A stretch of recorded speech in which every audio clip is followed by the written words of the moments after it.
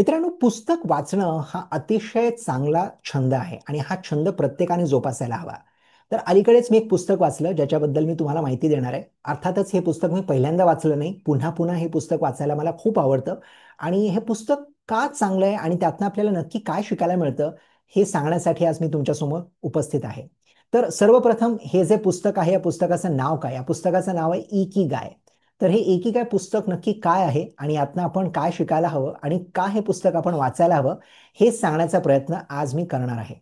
तर सर्वप्रथम इकिगाय हा एक जॅपनीज भाषेतला शब्द आहे आणि याचा अर्थ काय मी तुम्हाला थोड्याच वेळात सांगेन. पण सर्वप्रथम या पुस्तकाचे जे लेखक आहेत त्यांचं नाव आहे हेक्टर गार्सिया आणि फ्रान्सिस्क मिरालेस.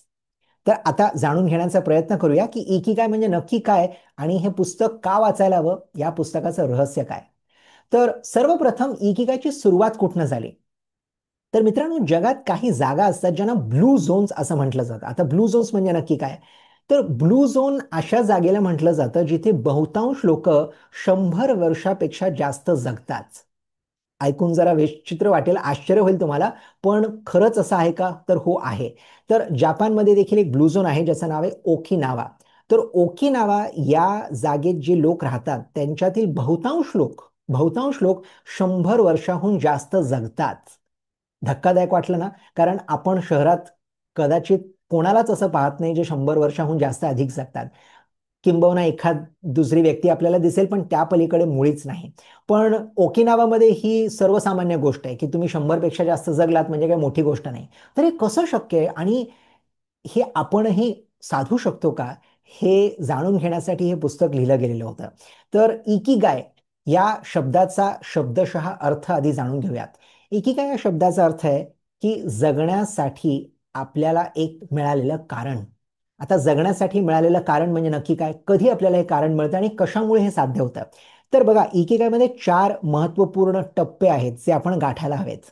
तर हे 4 महत्त्वाचे टप्पे कोणते? सर्वप्रथम जे काम आपण करत आहोत, ते काम करत असताना आपल्याला आनंद मिळत आहे का? मनापासून ते काम करावंसं वाटतं का? बऱ्याचदा आपण जे काम करतो ते बळजबरीने करतो. तसं होऊ नये यासाठी इकिगाय म्हणतं की जे काम तुम्ही करत आहात त्यातून तुम्हाला आनंद मिळायला हवा. दुसरी गोष्ट, जे काम तुम्ही करत आहात ते काम तुम्हाला चांगल्या रीतीने जमायला देखील हवं. म्हणजे असं नको व्हायला की मला स्वयंपाक करायला आवडतो पण मी केलेला स्वयंपाक कोणी खाऊच शकत नाही. तसं होऊ नये. जे काम आपण करतोय ते काम आपल्याला चांगल्या रीतीने जमायला हवं. तिसरी गोष्ट, तुमच्या कामाची जगाला गरज देखील वाटायला हवी. है की नाही? कारण तुम्ही जे करताय जर जगाला त्याची गरजच नसेल मग ते काम करून करणार काय? आणि चौथी महत्वाची गोष्ट, जेव्हा जगाला त्या गोष्टीची गरज वाटते तेव्हाच लोक त्या गोष्टीसाठी पैसेही द्यायला तयार होतात.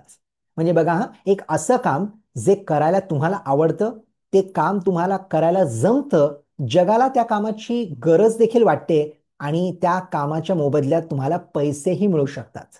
तर ह्याची जेव्हा सांगड बसते ना त्यालाच आपण इकिगाय असं म्हणतो. तर हे शक्य आहे का? तर हो, हे शक्य आहे.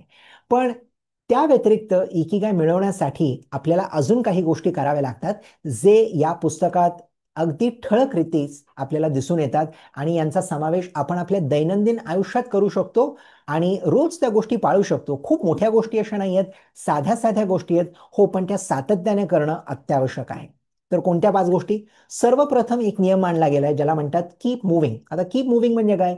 की सतत हालचाल करत राहणे. आता मित्रांनो, हे बऱ्याच लोकांसाठी अतिशय कठीण आहे बरं का. कारण आज आपण असं आयुष्य जगतोय, कृत्रिम आयुष्य जगतोय, जिथे लोक तासनतास खुर्चीवर बसून राहतात आणि काहीच करत नाहीत. म्हणजे काम करतात अर्थातच, पण त्याच्या पलीकडे मात्र काही करत नाही आणि म्हणून होतं काय, की बऱ्याच रोगराई आपल्याला पछाडतात. तर इकिगायमध्ये असं म्हटलं गेलंय, की जर तुम्हाला आयुष्य जगायचं असेल आणि खूप काळ जगायचं असेल, आनंदी जगायचं असेल, तर तुम्हाला हालचाल करणं अनिवार्य आहे. प्रत्येक तासाभरानंतर तुम्ही तुमच्या खुर्चीवरनं उठा, इकडे-तिकडे चाला, 10 लोकांशी बोला आणि पुन्हा येऊन कामाला सुरुवात करा. असं केल्यामुळे तुमच्या शारीरिक हालचालीमुळे तुम्हाला एक मानसिक आनंद देखील जाणवेल. त्यामुळे ही गोष्ट फक्त शारीरिक नाहीये, त्याचा थेट परिणाम तुमच्या मानसिकतेवर देखील होत असतो आणि कधीही आयुष्यातनं तुम्ही निवृत्त होणार नाही, कारण तुम्ही सतत हालचाल करत आहात शारीरिक आणि मानसिकरित्या. त्यामुळे आपल्या फोनमध्ये एक अलार्म ठेवा. जिथे दर तासाला, दीड तासाला तुम्हाला एक आठवण, एक जाणीव करून दिली जाईल की आता तुम्हाला जागेवरनं उठण्याची गरज आहे, बरंच काळ तुम्ही बसून आहात, त्यामुळे हालचाल करणं गरजेचं आहे. एवढं करायचं नसेल तर तासाभरानंतर थोडंसं बाहेर जाऊन पाणी प्या किंवा कॉफी प्या, चहा प्या, जे काही तुम्हाला पटतं, आणि पुन्हा येऊन जागेवर बसा आणि मग कामाला सुरुवात करा. जे काही तुम्हाला मनापासून करावंसं वाटतं ते करा, पण सोबतच हालचाल मात्र चालू ठेवा. याचीच सांगड घालणारा दुसरा नियम आहे फ्लो, ज्याला म्हणतात फ्लो मॅटर्स. आता फ्लो म्हणजे काय? फ्लो म्हणजे एक प्रकारचं सातत्य, एक प्रकारची निरंतरता. जर आपण एखादा झरा पाहिला असेल, त्याच्यात पाणी कसं झुळझुळ वाहत असतं आणि त्यामुळेच ते पाणी शुद्ध असतं आणि ते पाणी वाहत असताना ऐकायला देखील आपल्याला मंजूळ वाटतं, बरं वाटतं. सांगण्याचं तात्पर्य असा की आपण जे काम करतो त्यात देखील हा फ्लो हवा, त्यात देखील ही निरंतरता, हे सातत्य हवं. आणि ते केव्हा शक्य आहे? जेव्हा तुम्ही एखादं असं काम करताय जे काम करत असताना तुम्हाला वेळेचा भानच राहत नाही. अर्थातच तुम्ही समजा एखादं असं काम करताय ज्याच्यात तुम्हाला मनापासून आनंद वाटतो, तर तुम्हाला घड्याळ पाहावंसं वाटणारच नाही. पण त्याच्याच विरोधात जर तुम्ही एक असं काम करताय जिथे तुम्हाला काम बळजबरीने करावं लागतंय, किंवा हे काम किंवा ही नोकरी फक्त मला माझ्या महिन्याचा खर्च करायचा आहे म्हणून मी करतोय, तर त्या कामात मात्र तुम्हाला फ्लो किंवा सातत्य किंवा निरंतरता लाभणार नाही. आणि म्हणूनच ज्या कामाची निवड तुम्ही करताय, आयुष्यभर जे काम तुम्ही जोपासणार आहात, करणार आहात, ते काम तुमच्यासाठी अत्यंत महत्वाचं आहे. जर योग्य काम निवडलं तर काम कामासारखं वाटणारच नाही, आणि जर चुकीचं काम निवडलं तर हे काम मी का करतोय असा प्रश्न सदोदित तुमच्या मनात फिरत राहील आणि तुम्हाला शांत चित्तेने ते काम करता येत नाही. त्यामुळे म्हणूनच फ्लो ह्याला खूप जास्त महत्व दिलं गेलंय ओकिनावा या शहरातील लोकांमध्ये.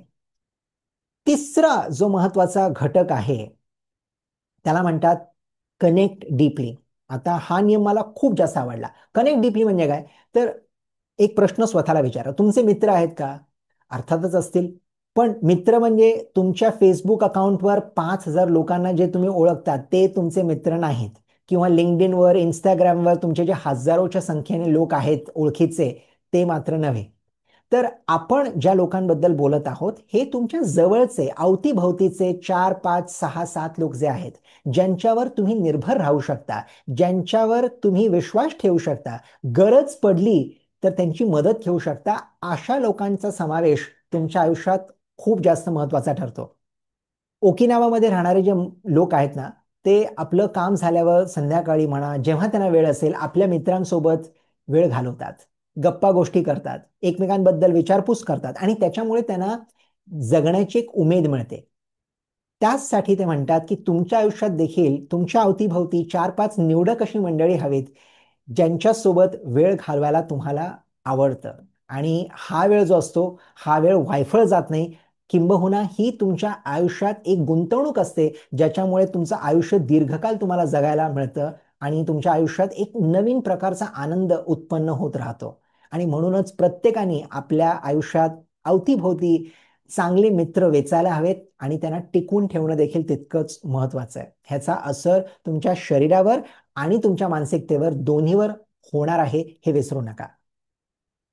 चौथी महत्वाची गोष्ट, जे काही तुम्ही खाता त्यावेळेस काळजी घ्या. आता काळजी घ्या म्हणजे नक्की काय करा? तर ईट माइंडफुली हा एक नियम मांडला गेलाय. तर ओकिनावामधली जी लोक आहेत ना, त्यांचा एक नियम आहे ज्याला म्हणतात हारा हाचिबू. आता हारा हाचिबू म्हणजे काय? हारा हाचिबू अक्षरशः एक सोपा नियम आहे जो आपण नक्कीच पाळू शकतो, किंबहुना आत्तापासून तुम्ही त्याची सुरुवात करू शकता. जेव्हा जेव्हा तुम्ही जेवता, जे काही तुम्ही खाता, तेव्हा तुमच्या भुकेच्या फक्त 80% इतकंच अन्न तुम्हाला ग्रहण करायचं आहे. 20% जागा तुम्हाला रिक्त किंवा मोकळी सोडायची आहे. आता याच्यामुळे होतं काय? याच्यामुळे होतं असं की खाल्लेलं अन्न चांगलं पचतं आणि तुम्हाला काळांतराने पुन्हा योग्य वेळी भूक लागते, जेव्हा पुन्हा तुम्ही खाऊ शकता. आता बरेच लोक हा नियम न पाळता काय करतात? पोटभर जेवतात. काही लोक वाटेल तितकं खातात, किंबहुना काही लोक फक्त खाण्यासाठी जगतात. आणि असं केल्यामुळे आज तुम्ही पाहताय की बरेच लोक आजाराला आहारी जातात. त्यांना नको नको ते आजार होतात. काही लोकांना अपचन होतं, काही लोकांना पोट सुटतं, काही लोकांना वजन जास्त वाढतं.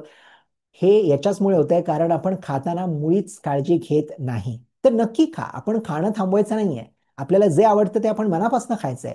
पण खात असताना हा एक सोपा जर नियम आपण पाळला, की आपण तितकंच खायचं जितकं खऱ्या अर्थाने आपल्या शरीरासाठी निरोगी राहण्यासाठी जितकी गरज आहे तितकंच आहाराचं सेवन जर आपण केलं तर आपल्याला त्याचा भरपूर फायदा होईल, हे आपण लक्षात ठेवायला हवं.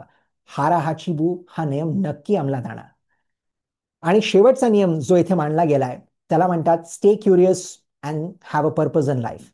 ह्याचा अर्थ काय, की जर आपण लहान मुलांना पाहिलं ना, लहान मुलांच्या मनात नेहमी एक जिज्ञासा असते, काहीतरी नवीन शिकायची, काहीतरी नवीन करायची, काही ना काही कारभार ते करत असतात. आणि असं करत असताना बऱ्याचदा त्यांच्याकडनं चुका होतात, पण तरी देखील ते थांबत नाहीत. एखादी गोष्ट कळली नाही तर वारंवार तुम्हाला प्रश्न ते विचारतात. या प्रश्नांचा भडीमार इतका होतो की आपण वैतागतो उत्तर द्यायला, पण ती मुलं मात्र प्रश्न विचारणं सोडत नाहीत. तर हे आपल्या आयुष्यात देखील आत्मसात करणं खूप गरजेचं आहे. आपण जेव्हा एखाद्या गोष्टीबद्दल जिज्ञासा बाळगतो, तो शिकण्याचा प्रयत्न करतो, तेव्हा आपल्या आयुष्यात आपल्याला नवीन काहीतरी शिकण्याची एक संधी मिळते आणि त्याच्यामुळे देखील आपल्या शरीरावर, आपल्या मनावर चांगले संस्कार घडतात. आपलं आयुष्य दीर्घकाळ टिकून राहतं. आणि त्याच्याच सोबत जर आपल्या आयुष्यात आपलं एक ध्येय असेल, तर त्याच्याहून चांगलं अजून काही घडू शकत नाही. आता ध्येय म्हणजे नक्की काय? बऱ्याच लोकांना हे माहितीच नसतं की आपल्याला आयुष्यात करायचंय काय?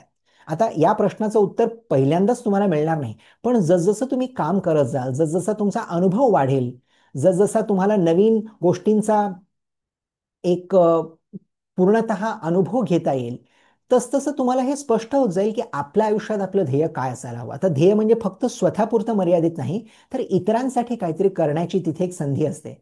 इतरांसाठी म्हणजे आपल्या कुटुंबियांसाठी किंवा आपल्या अवतीभोवती जी माणसं आहेत त्यांच्यासाठी, समाजासाठी. तर हे ध्येय जर तुमच्या आयुष्यात असेल आणि त्याच्यासोबत तुम्हाला नवीन शिकण्याची जिज्ञासा असेल, तर मात्र ह्याच्यामुळे तुम्हाला भरपूर फायदा होईल. ह्याच्या मात्र तुमचं आयुष्य दीर्घकाळ टिकून राहील आणि एक निरोगी आयुष्य तुम्ही जगू शकाल. त्यामुळेच ध्येय याला खूप जास्त प्राधान्य दिलं गेलंय. तर या 5 महत्त्वाच्या गोष्टी आहेत ज्याचा तुम्ही वापर करू शकता. कुठल्या 5 गोष्टी? सर्वप्रथम हालचाल ठेवा. हालचाल ठेवल्यामुळे शरीर आणि मन दोन्ही स्वस्थ आणि निरोगी राहतील. दुसरी गोष्ट फ्लो, याचा अर्थ निरंतरता आणि सातत्य. जे काम तुम्ही करताय ते करत असताना तुम्हाला कुठेच कंटाळवाणं वाटत नाहीये आणि वेळेचा भान ठेवण्याची गरजच भासत नाहीये, याचा अर्थ तुम्ही योग्य काम करताय. तिसरी गोष्ट, आपल्या अवतीभोवतीची मंडळी आहेत त्याच्यातली काही निवडक माणसं ज्यांच्यासोबत आपल्याला वेळ घालवायला आवडतो, त्यांच्यासोबत गप्पा गोष्टी करा, त्यांच्यासोबत वेळ घालवा. त्याच्यामुळे देखील तुम्हाला भरपूर फायदा होईल. चौथी महत्वाची गोष्ट, जेवण जेवताना जरा काळजी घ्या. आपल्या भुकेच्या फक्त 80% अन्न ग्रहण करा, 20% जागा रिकामी ठेवा. हारा हाची बू हा नियम विसरू नका. आणि पाचवा आणि महत्वाचा टप्पा, जे काही करत आहात त्याच्यात एक नवीन जिज्ञासा नेहमी बाळगा आणि त्याचसोबत आपल्या आयुष्यात एक ध्येय असायला हवं, हे देखील तितकंच महत्वाचं आहे, हे लक्षात ठेवा. या पाचही गोष्टी आपण सातत्याने जर केल्या तर आपण देखील कदाचित ओकिनावा इथल्या रहिवाशांसारखे दीर्घकाळ जगू शकू आणि एक आनंदी आयुष्य आपण अनुभवू शकू. पण या 5 गोष्टींव्यतिरिक्त देखील अजून काही गोष्टी आहेत, ज्या गोष्टी तुम्हाला हे पुस्तक वाचल्यानंतर नक्कीच तुमच्या निदर्शनास येतील. तर हे पुस्तक तुम्ही नक्की का वाचावं? बरेच कारण आहेत, जसं मी तुम्हाला सांगितलं, बऱ्याच नवीन गोष्टी तुम्हाला दिसून येतील. पण सर्वप्रथम तुम्हाला तुमच्या आयुष्याचं ध्येय काय, हे समजून घ्यायला जरा मदत मिळेल. त्याचसोबत या पुस्तकात ज्या गोष्टी सांगितल्या गेल्या आहेत, त्या गोष्टी अंमलात आणणं बऱ्याच सोप्या आहेत. छोट्या-छोट्या गोष्टी आहेत, ज्यांचा वापर तुम्ही आपल्या दिनचर्येत करू शकता. तिसरी गोष्ट, एक चांगली जीवनशैली कशी असायला हवी, हे देखील तुम्हाला कळून येईल. चौथी गोष्ट, तुम्हाला तुमच्या आयुष्यात कुठे विराम घ्यायला हवा, कुठे तुम्ही गोष्टी हळू करायला हव्यात, प्रत्येक गोष्टीला घाई न करता, प्रत्येक गोष्टीला घाईघाईत न पार पाडता, काही गोष्टी आपण हळू करायला हव्यात, याचा देखील तुम्हाला एक धडा या पुस्तकात नक्कीच मिळेल. आणि शेवटची गोष्ट, हे पुस्तक वाचायला अगदी सोपं आहे आणि फार जाडजूड पुस्तक नाहीये, हलकं-फुलकं पुस्तक आहे. त्यामुळे पुस्तक तुम्ही सहज वाचू शकाल. आणि हे असं पुस्तक आहे जे तुम्ही दरवर्षी वाचू शकता. काही दिवस का होईना किंवा आपल्या वाढदिवसाच्या निमित्ताने काही पानं तुम्ही पलटून पाहू शकता, की या पुस्तकात आपण काय वाचलेलं होतं. तर असं आपल्याला प्रेरणा देणारं एक खूप छान असं पुस्तक इकिगाय हे आहे. त्यामुळे हे पुस्तक तुम्ही सर्वांनी नक्की वाचावं, अशी माझी मनापासून विनंती आहे. जर हा व्हिडिओ पाहून तुम्हाला कुठेतरी फायदा होतोय असं वाटलं असेल, तर नक्की या चॅनलला सबस्क्राईब करा आणि आपल्या मित्रांना, आपल्या मैत्रिणींना, आपल्या घरच्यांना नक्की या चॅनलबद्दल सांगा. माझं शांत चित्ताने ऐकून घेतल्याबद्दल खूप खूप धन्यवाद. पुन्हा भेटूया लवकरच. तोपर्यंत स्वतःची काळजी घ्या.